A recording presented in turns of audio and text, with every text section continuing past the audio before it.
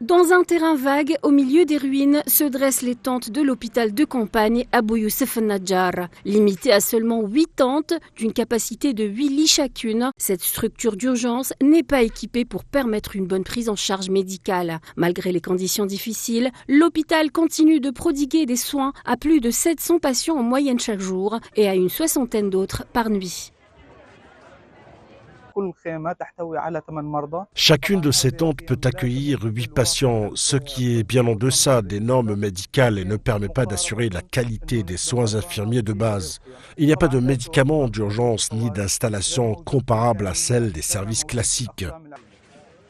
Soigné à l'hôpital de campagne Abou Youssef Nadjar, Iyad Abou Mendil devait quitter l'établissement après sa première amputation due à une infection. Mais en raison d'une grave pénurie de médicaments, son état s'est détérioré, entraînant une rechute et une seconde amputation.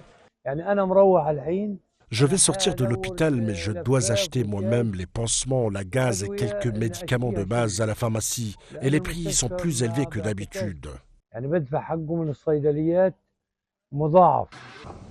Depuis le début du génocide sioniste, les hôpitaux de campagne temporaires ont été déployés à Gaza pour servir de structure médicale d'urgence.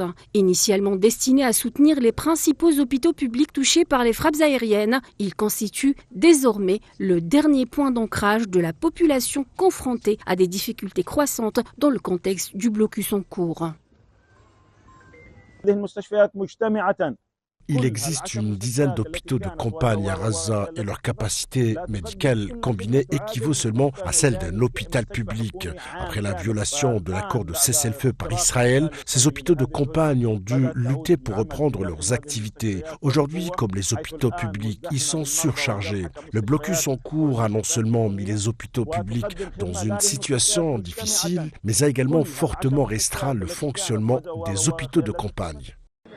Comme le reste des hôpitaux de campagne de Gaza, l'hôpital Abou Youssef Nadjar de Khan Younis continue d'assurer les soins aux déplacés. Son installation fait suite à la destruction en juillet 2024 du seul hôpital public de la région, à savoir l'hôpital Abou Youssef Nadjar de Rafah, dont le personnel médical et le matériel ont été transférés d'urgence vers l'actuel hôpital de campagne de Khan Younis.